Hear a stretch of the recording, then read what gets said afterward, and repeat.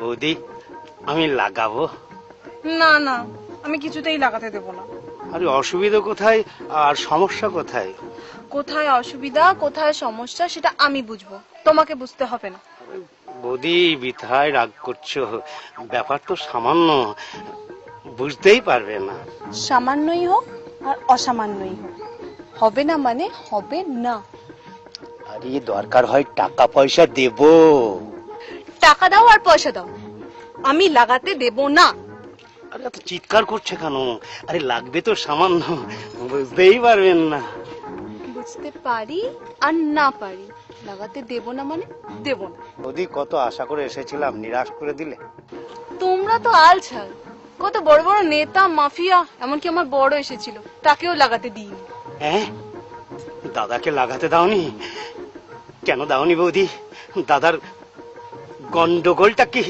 মুখ পোড়া আমার বাড়ির দেওয়ালে মদের বিজ্ঞাপন লাগাবে বলে তৈরি ছিল, তাই আমি লাগাতে দিইনি। আরে আমরা মদের বিজ্ঞাপন দেব না, আমরা লালিপপ কোম্পানির হাতুড়ি মার্কা জাঙ্গিয়ার বিজ্ঞাপন দেব।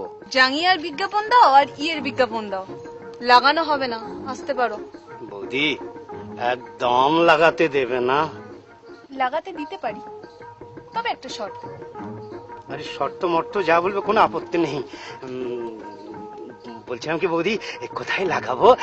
সামনে না পিছনে?